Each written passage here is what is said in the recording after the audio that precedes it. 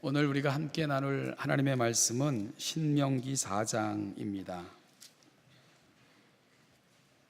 신명기 4장 15절부터 24절 말씀까지를 같이 교독하도록 하겠습니다. 교독합니다. 여호와께서 호렙산 불길 중에서 너희에게 말씀하시던 날에 너희가 어떤 형상도 보지 못하였은즉 너희는 깊이 삼가라.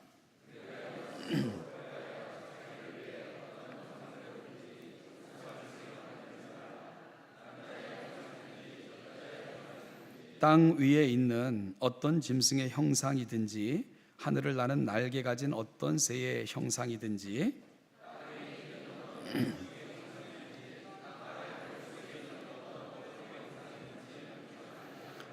또 그리하여 내가 하늘을 향하여 눈을 들어 해와 달과 별들 하늘 위의 모든 천체 곧 너희의 하나님 여호와께서 천하 만민을 위하여 배정하신 것을 보고 미혹하여 그것에 경배하며 섬기지 말라.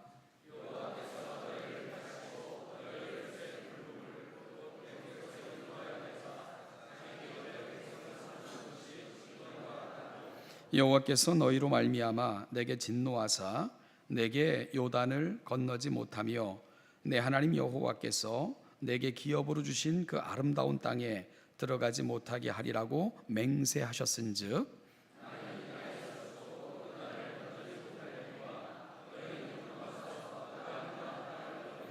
너희는 스스로 삼가 너희 하나님 여호와께서 너희와 세우신 언약을 잊지 말고 내 하나님 여호와께서 금하신 어떤 형상의 우상도 조각하지 말라.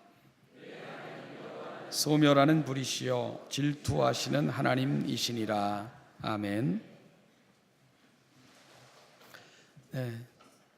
좀 아름다운 찬양 너무너무 감사합니다. 우리 찬양대 찬양처럼 하나님 앞에 우리의 모든 것을 드리고 하늘의 은총이 또 우리 가운데 충만히 채워지는 그런 복된 한 주간이 되기를 찬양대의 찬양을 빌어 다시 한번 축복합니다. 자, 기도하겠습니다.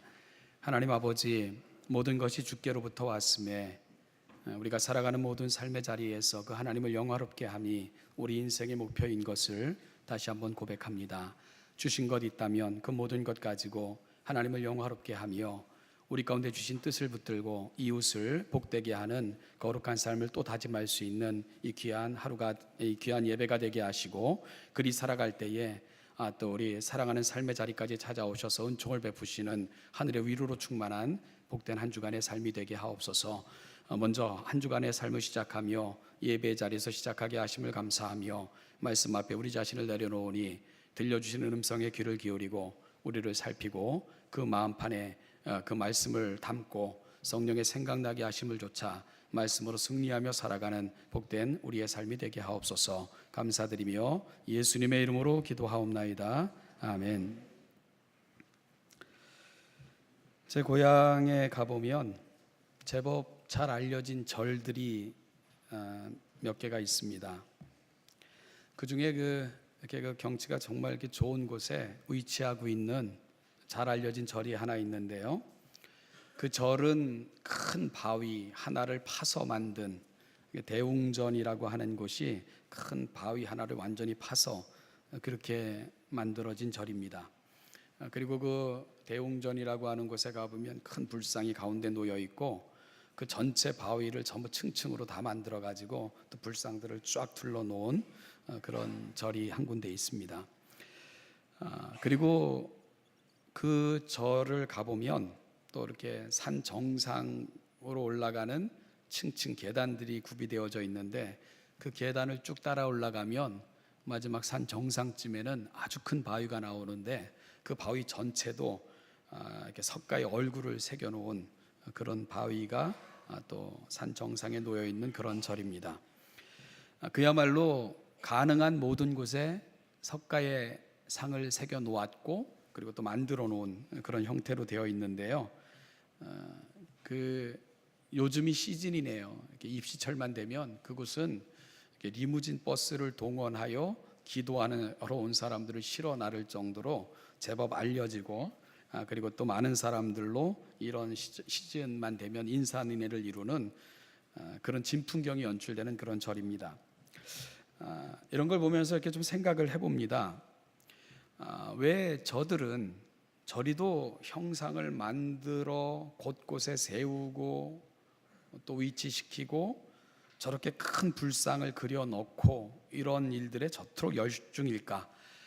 무엇이 저 열심을 만들어내는 걸까? 이런 생각을 해본 적이 있습니다.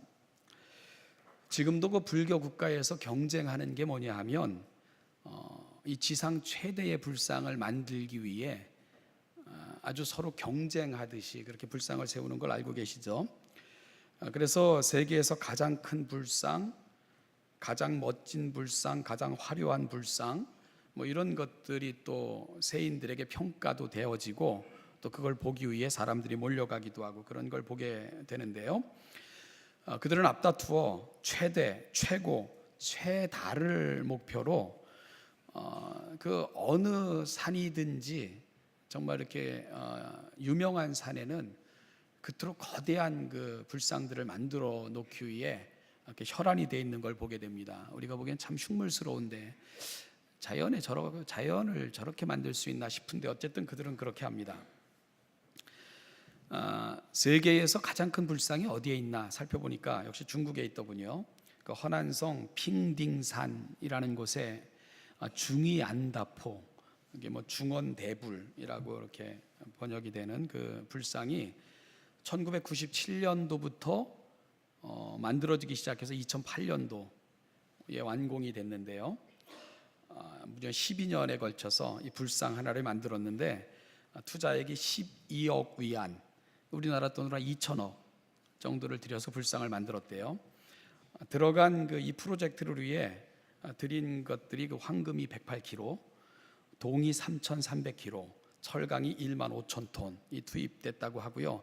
높이가 무려 208m에 해당이 되는 부처상이 이제 산의 입구에 딱 가로막고 그 산 전체를 호령하는 듯이 이렇게 서 있죠.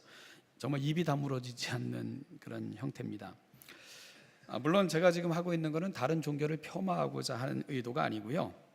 형상과 관련되어 설교를 준비할 때 가장 대표적으로 이 형상에 대한 부분들에 많이 집착하는 것이 이제 불교이기 때문에 예를 들고 있는 겁니다. 물론요, 인도나 기타 나라에 가보면 뭐 여러 그 종교들이 산재해 있는데 그 여러 신들을 섬기는 신전에 가보면 뭐 모든 신전에는 이런 어떤 그 형상들이 가득 차 있는 것을 우리가 또 볼 수도 있죠. 그러니까 모든 종교들은 형상을 만드는 데 열심히 있습니다. 그래서 왜? 라는 질문을 할 수밖에 없는 건데요. 왜 그들은 이리도 형상과 어떤 상징을 만드는 것에 이토록 집착하는 것일까? 여러분 특히 한국 불교의 이렇게 불상에 이렇게 쓰여져 있는 글들을 보면 크고 웅장한 불상을 만들고는 늘 이런 문구가 거의 함께 쓰여져 있는 것을 관찰할 수 있었는데요. 부처님의 자비가 온누리에, 이런 글귀들이 거의 들어가 있는 것을 보게 됩니다. 그래서 그런지 여러분 위에서 언급한 세계 최대의 불상에 어떤 분이 소개를 했던데 이 눈알 하나의 크기가 얼마인 줄 압니까?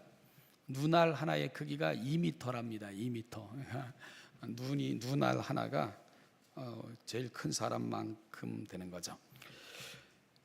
그 큰 눈으로 그리고 가장 높은 곳에서 거대하게 이 세상을 살펴 온누리에 복을 달라, 이런 마음으로 그런 염원을 깃들여 이렇게 큰 불상을 만들었다, 이런 생각을 해봅니다.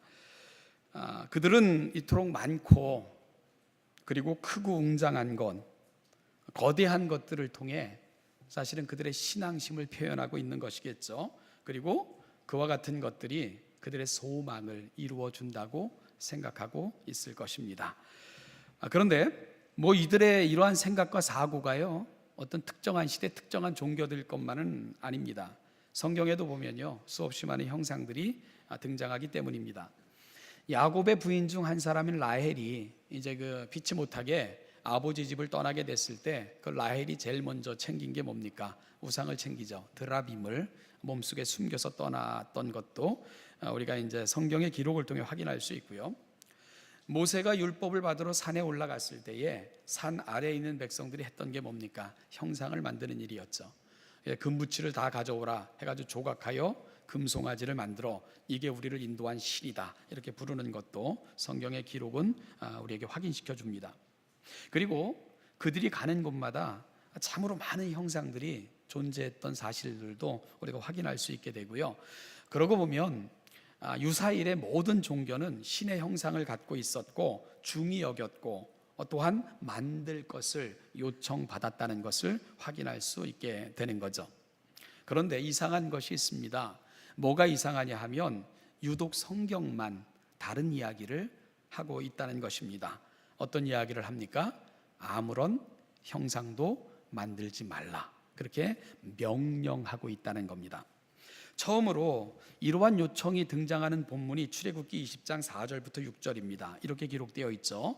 너를 위하여 새긴 우상을 만들지 말고 또 위로 하늘에 있는 것이나 아래로 땅에 있는 것이나 땅 아래 물속에 있는 것에 어떤 형상도 만들지 말며 그것들에게 절하지 말며 그것들을 섬기지 말라. 나 내 하나님 여호와는 질투하는 하나님인즉 나를 미워하는 자의 죄를 갚되 아버지로부터 아들에게로 3, 4대까지 이르게 하거니와 나를 사랑하고 내 계명을 지키는 자에게는 1000대까지 은혜를 베푸시느니라. 이런 기록이 있습니다. 그리고 이제 그 가나안 땅에 들어가야 될 입성을 눈앞에 두고 있는 출애굽 2세대를 향해 모세가 설교하는 가운데 이런 강조가 또다시 나타나고 있는데 그것이 바로 오늘 저와 여러분이 읽은 신명기 4장 16절부터 19절입니다. 16절부터 19절을 다시 한번 읽으면 여러분 눈으로 한번 보시죠. 제가 한번 읽어보죠. 그리하여 스스로 부패하여 자기를 위해 어떤 형상대로든지 우상을 새겨 만들지 말라. 남자의 형상이든지 여자의 형상이든지 땅 위에 있는 어떤 짐승의 형상이든지 하늘에 나는 날개 가진 어떤 새의 형상이든지 땅 위에 기는 어떤 곤충의 형상이든지 땅 아래 물속에 있는 어떤 어족의 형상이든지 만들지 말라. 또 그리하여 네가 하늘을 향하여 눈을 들어 해와 달과 별들 하늘 위의 모든 천체 곧 너희 하나님 여호와께서 천한 만민을 위하여 배정하신 것을 보고 미혹하여 그것에 경배하며 섬기지 말라. 아주 구체적으로 그들이 만들지 말아야 될 그 형상과 대상들이 언급되고 있는 것을 우리가 확인할 수 있죠. 그리고 놀라운 것은요, 앞에서 살핀 출애굽기나 오늘 우리가 본문으로 삼고 있는 신명기서 두 부분 모두 형상을 만들거나 절하는 자들을 향한 엄중한 경고가 함께 뒤따르고 있다는 겁니다. 출애굽기에서는 형상을 만드는 것과 그것에 절하는 행위와 관련하여 이와 같은 것들을 행하는 자는 자신을 미워하는 자로 여기셔서 3세대까지 죄를 물어 벌을 주겠다 말씀하고 계시고요, 이것에 순종하는 자는 1000대까지 은혜를 베푸시겠다.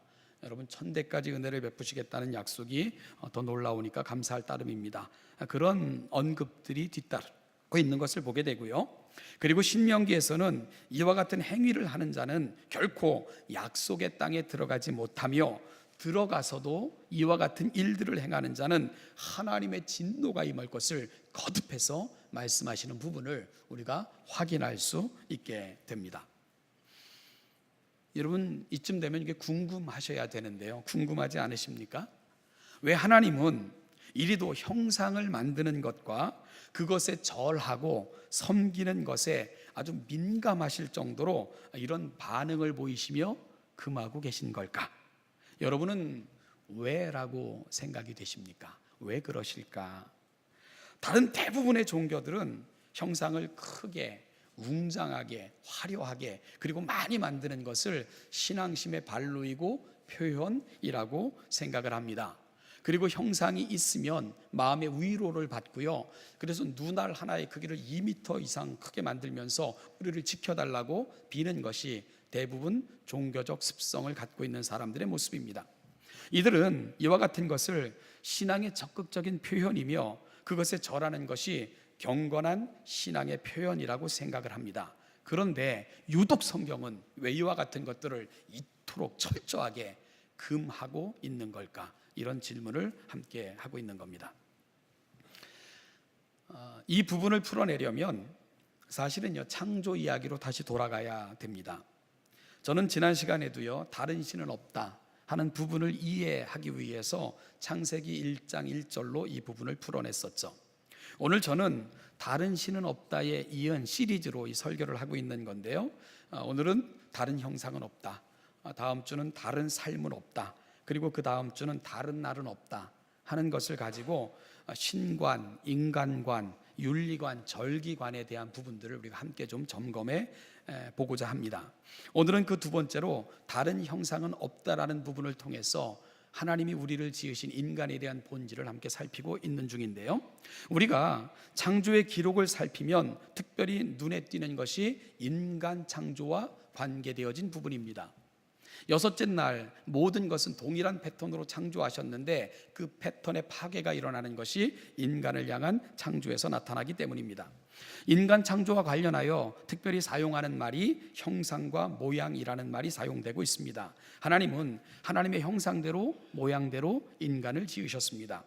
이것이 특별한 존재로 지으심을 받은 인간에 대한 평가의 가장 중요한 부분입니다. 자, 그렇다면 형상과 모양대로 지으심을 받았다 하는 말이 담고 있는 의미가 뭘까? 여러분, 이 말을 아주 쉽게 설명하면 인간을 하나님과 닮은 존재로 지으셨다 하는 말로 풀어볼 수 있을 것입니다. 하나님의 형상과 모양대로 지으셨다, 쉽게 설명하면 뭐라고요? 하나님을 닮은 자로 하나님은 인간을 지으셨다, 이렇게 설명할 수 있다는 겁니다. 그러면 하나님을 닮았다는 말이 갖고 있는 측면이 뭘까? 저는 세 가지로 많이 설명을 하는데요, 첫째는 하나님의 성품이 인간 창조에 반영되어 있다는 것이고요, 둘째는 삼위로 존재하시는 하나님의 관계적 측면이 인간 창조 속에 들어있다는 것이고, 셋째는 온 우주 만물을 지으시고 통치하시는 왕이신 하나님의 왕적 속성이 인간 창조 속에 들어와 있다고 저는 설명을 합니다. 인간은 전 우주의 왕이신 하나님으로부터 일정한 영역을 다스리도록 부름받은 왕적 존재로 지으심을 받은 것입니다. 그래서 베드로 사도는 이 부분을 놓치지 않고 기억하며 우리가 하나님 앞에 왕 같은 제사장들이다, 이렇게 선언하고 있는 거죠. 또한 하나님은 삼위로 존재하시는데 하나가 되셔서 일하십니다. 마찬가지로 삼위로 존재하시는 하나님의 속성이 남과 여로 지으심을 받는 그 관계 속에 존재하고 있는 거고요, 하나님의 영광은 그 삼위가 일체가 될 때만 드러납니다. 마찬가지로 남과 여로 지으셨지만 하나가 될 때만 하나님의 충만하심을 경험할 수 있다는 의미에서 가정을 허락하셨고요, 그 가정을 하나님은 복을 주시고 있는 겁니다. 따라서 이 세상의 모든 것들을 가장 충만히 경험할 수 있는 장소가 가정이라는 말이고요, 그리고 또한 이 세상은 하나님의 하나 되심처럼 서로가 독불장군은 있을 수 없고 하나가 됨을 통해 서로에게서 충만함을 경험할 수 있는 존재로 하나님은 인간을 지으셨고 그 관계 속에 인간을 부르고 계신다는 겁니다. 여러분, 그렇다면 하나님의 성품이라는 측면은 어떻게 우리가 이해해야 될까? 사도 바울은 에베소 교회에 보내는 편지에서 그리스도 예수로 말미암아 우리가 새로운 성품으로 지음을 받았는데 그게 의와 진리의 거룩함이다. 따라서 우리 속에 내재된 하나님의 성품이 뭐냐? 의와 진리의 거룩함이라고 설명해 내고 있는 겁니다. 여러분, 하나님께서 인간을 이렇게 지으신 이유가 뭘까? 바로 하나님의 영원한 교제의 파트너, 하나님 곁에 늘 두시면서 함께하고 싶은 하나님의 마음, 이것이 인간 창조 속에 인간 창조를 통해 보여주신 하나님의 마음의 본질이고 핵심인 것을 놓치지 말아야 됩니다. 그래서 인간이 이 세상을 살아갈 때 가장 자연스러운 것이 뭔 줄 압니까? 그거는 하나님과 동행함입니다. 하나님의 뜻을 헤아리고 그분의 뜻을 따라 살아가는 거, 이게 가장 자연스러운 인간 삶의 모습입니다. 세상과 짝하고요, 하나님을 등지고 하나님을 버리는 것, 이것은 가장 인간 창조에 반하여 살아가는 삶이라는 것을 기억함이 그 무엇보다도 필요합니다. 이것이 인간 창조가 갖고 있는 놀라움이며 은혜이고 또한 감격입니다. 구약 성경이 기록된 고대 세계에서 형상이 갖고 있는 의미는 매우 특별했습니다. 그래서 많은 역사를 보면 정복자들은 자신들이 정복한 곳에 자신들의 형상을 세웠습니다.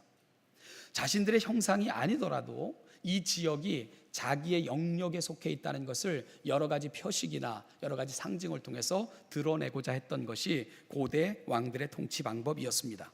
따라서 어떤 곳에 형상을 세운다는 것, 어떠한 형태의 특별한 대상을 심거나 세운다는 것은 바로 그곳이 나의 통치 영역이다, 내게 속해 있다, 나의 주권이 미치는 곳이다 하는 것에 대한 선언적 의미가 있게 됐던 거죠. 자, 이제 앞에서 제기했던 문제들을 좀 풀 시간이 됐는데요. 그렇다면 왜 모든 종교들은 그토록 형상을 세우기를 좋아하는가? 왜 그토록 크고 웅장하고 많은 것들을 세우기에 그들은 온 열정을 다하고 있는 걸까? 여러분, 크고 웅장해서 모든 것을 살펴볼 수 있다면 그 영역이 그 신의 영역이라고 생각하고 있는 거죠. 그런가 하면 많은 곳에 형상이 세워지면 그 형상이 있는 곳마다 그 영역은 그 신의 영역이라고 생각을 하는 것이고요, 그 신의 영역 속에 거하여 살면 신의 은총을 누린다고 생각하기에 그들은 크고 웅장하고 멀리서도 볼 수 있고 멀리까지 볼 수 있고 어느 곳에나 있을 수 있는 그 형상들을 만들어 세워 놓았던 것입니다. 이것이 바로 각 종교들이 그토록 큰 형상, 웅대하고 거대하고 많은 형상을 만들었던 이유가 될 수 있을 것입니다. 자, 그런데 이토록 모든 종교들이 중요하게 여기고 중대한 사업으로 여겨 경쟁하듯 세우는 그 신상인 형상을 왜 하나님은 이토록, 마치요 하나님은 형상 때문에 상처를 받으신 분인 것처럼 이 형상을 세우는 것을 금하고 계신 거, 이거 좀 이상하지 않습니까? 우리도 형상을 세우면 그 앞에서 좀 빌기도 하고 그걸 한번 쳐다보면 하나님이 여기 계시구나, 하나님은 뭐 이렇게 좀 생각할 수도 있을 텐데 하나님은 그것 자체를 완벽하게 금하고 계신다는 겁니다. 왜 그럴까? 왜 그럴까? 그 이유를 창조에서 찾아야 한다는 겁니다. 왜 그렇죠? 하나님은 이미 형상을 만드셨기 때문입니다. 그리고 너무나도 많은 형상을 하나님은 이미 갖고 계시기 때문입니다. 여러분, 하나님은 그 많은 형상들을 이미 갖고 계세요. 그 하나님의 형상이 뭡니까? 바로 우리들, 저와 여러분들이 그분의 형상입니다.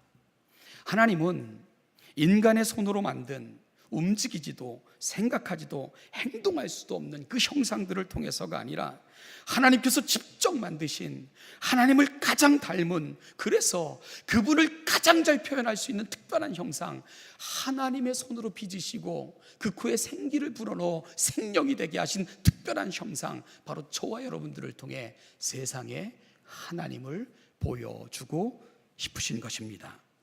이것이 바로 하나님의 마음에 깃든 그분의 소원이시고요, 형상을 그토록 금하셨던 하나님의 의도이고, 또한 그분의 형상대로 특별하게 지음받은 우리가 그분을 보여주기를 소망하시는 것, 이것이 바로 하나님의 간절한 기대이고 소망인 것을 오늘 이 아침 저와 여러분들이 놓치지 말아야 된다는 겁니다. 고대에서 형상이 세워진 모든 곳은 그 형상의 통치와 권세가 임하는 것을 상징했다면, 여러분, 그분의 형상대로 지음을 받은 우리가 가는 곳, 걷는 모든 걸음, 살아가는 모든 삶의 영역, 이것이 바로 그분의 나라, 그분의 권세, 그분의 주권이 미치는 그분의 영역이라는 것을 하나님은 저와 여러분들을 통해 세상에 선포하고 보여주고 싶어 하시는 것입니다. 이것이 하나님의 소망이라는 거죠. 그래서 그런 하나님의 형상대로 하나님을 보여주며 선포하며 살아가는 자에게 이것이 바로 하나님의 마음에 합하여 우리를 그분의 형상대로 지은 창조의 목적이기 때문에 그렇게 살아가는 자에게는 천대까지 복을 베풀리라 약속을 하고 계신 겁니다. 이것이 바로 하나님의 소원입니다. 미국 어느 작은 마을에서요, 한 장례식이 진행되고 있었습니다. 젊은 경찰의 장례식이었어요. 그곳에 참석한 사람들을 보면 동료 경찰들이 참석하고 있었고요, 그 동료 경찰 중에 한 경찰은 손에 기부스를 하고 또 얼굴에도 상당히 붕대를 감은 채 그렇게 목발을 짚고 서 있는 경찰도 있었고요, 그리고 미망인으로 보이는, 제법 젊어 보이는 부인과 자녀로 보이는 어린 아이들도 슬픔에 잠겨 그 장례식에 참석하고 있었습니다. 그 경찰은 순찰을 하던 중 밤에 한 여성을 성폭행하려는 그 일군의 불량배들과 맞서는 가운데요, 그들이 무자백에 휘둘러댔던 칼로 인하여 한 경찰은 중상을 입었고, 그리고 오늘 장례식을 치르는 경찰도 온몸에 칼로 찔리는 중상을 입어 병원으로 옮겨졌지만 결국 순직하여 오늘 그의 장례식이 진행되고 있었죠. 목사님을 통해 장례 절차가 진행되었고요, 이제 마지막 순서로 유족을 대표한 인사 순서가 되었습니다. 점잖게 생긴 나이가 지긋한 노신사가 조금 조문객들 앞에 섰습니다. 그리고는 담대하게 말을 이어갔습니다. 나는 숨진 이 경관의 아버지입니다. 저는 이 아이가 참으로 자랑스럽고 또 고맙다는 말을 전하고 싶어서 이 자리에 섰습니다. 저는 제 아들에게 늘 정의와 명예를 존중히 여기며 이웃을 위해 헌신하는 삶을 살라고 가르쳐 왔습니다. 이 아이는 그 말을 마음에 새겼고 경찰이 되었으며 누군가를 돕기 위해 힘쓰는 삶을 사는 것을 볼 수 있었습니다. 정직했고 진실했고 가정과 자신의 일에 최선을 다했습니다. 이 사람이 제 자식인 것에 감사하고 감히 드리고 싶은 말은 이 아이가 제 인생의 자랑이고 제 자신이라는 것입니다. 정말 감사합니다. 이런 인사말을 전했습니다. 아버지는 추도사를 통해 비록 순직하여 잠들어 있지만 그가 자신의 아들인 것과 자신을 영화롭게 해줬음에 대해 고마움과 감격의 눈물로 이 고백을 하고 있었던 것입니다. 어찌 보면 그 아들은 그 아버지의 형상인 것이지요. 하나님의 기대와 소원이 그렇지 않을까? 우리를 하나님의 형상대로 지으신 하나님께서는 우리를 통해 당신을 드러내시고 보여주고 싶어 하십니다. 하나님은 이 꿈을 우리가 범죄하여 타락했을 때도 결코 포기하지 않으셨습니다. 하나님은 독생자 예수 그리스도를 이 땅에 보내셔서 창조주가 피조물을 위해 희생제물이 되셔서 우리의 모든 죄를 씻기시고, 하나님과 우리 사이의 화목제물이 되셔서 우리를 하나님의 자녀의 자리로 다시금 인쳐 놓으셨습니다. 그리고 성령 하나님께서는 우리의 마음속에 하나님이 원래 창조하셨던 그 창조의 아름다운 성품들로 덧입혀 놓으셨습니다. 그리고 하늘과 땅의 모든 권세를 우리에게 주셨다고 말씀하시며 너희는 세상으로 가라고 부탁하셨습니다. 세상 모든 곳에 하나님의 형상인 그리스도 예수의 의와 진리와 거룩함으로 지음받은 저와 여러분들을 파송하신 것입니다. 그리고는 말씀하고 계십니다. 너희들이 바로 나다. 나는 다른 형상이 필요 없다. 오직 내 형상인 너희들이 나를 보여주기를 바란다. 너희가 나의 자랑이다. 너희가 나의 유일한 형상이다. 하나님은 그렇게 말씀하고 계신 겁니다. 어느 날 이스라엘이 포로로 살고 있던 나라 바사라는 나라에서 그때 통치했던 고레스 왕이 갑자기 명령을 내렸어요. 유대인들아, 너희들의 조국으로 돌아가도 좋다. 가서 성전을 세우고 너희 하나님을 섬겨라. 이런 명령이 내려졌습니다. 여러분, 돈 것도 아니고요, 오랫동안 종으로 삼았던 민족들을 갑자기 해방시키는 이 칙령을 왕이 스스로 바라고 있었던 것입니다. 왜 갑자기요? 여러분, 갑자기가 아닙니다. 포로로 잡혀간 암울한 땅, 그리고 모진 세월, 그런데요, 그 세월 속에서 하나님을 보여준 사람들이 있었던 거예요. 에스겔이 그랬고요, 다니엘이 그랬고, 사드락, 메삭, 아벳느고가 그랬고, 에스더가 그랬고, 모르드게가 그랬고, 에스라가 그랬고, 느헤미야가 그랬습니다.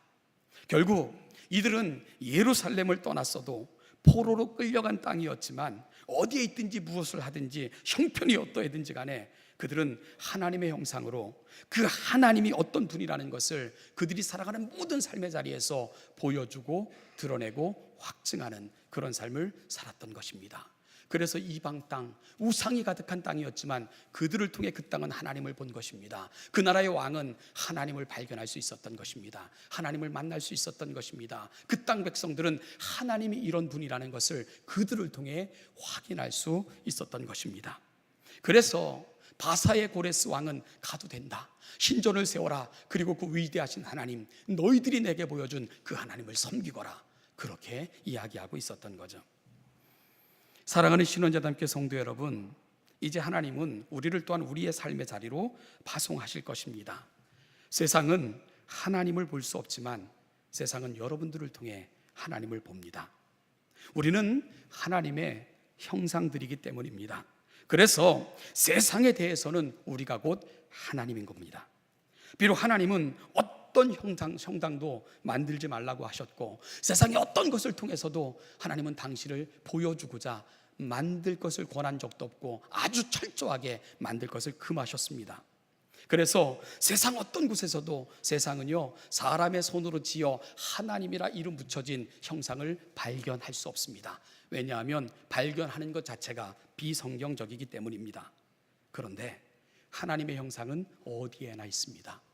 하나님의 형상은 어느 곳에서나 그 하나님을 보여주고 있습니다. 바로 저와 여러분들입니다. 저와 여러분들, 하나님은 우리를 통해 그분을 보여주고 싶어 하시는 것입니다. 기도하겠습니다. 하나님 아버지, 은혜와 사랑을 감사합니다.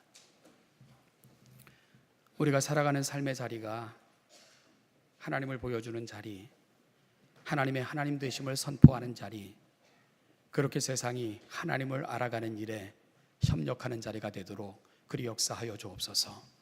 우리가 살아가는 모든 삶을 통해 이 하나님을 보여주는 일에 실패하지 않도록 성령 하나님 우리 속에 거하여 주시고 우리와 동행하시고 우리를 통해 그 위대한 일들을 이루어 가시옵소서. 감사드리며 예수님의 이름으로 기도하옵나이다. 아멘. 찬송하겠습니다. 같이 일어나셔서 312장을 찬송하겠습니다.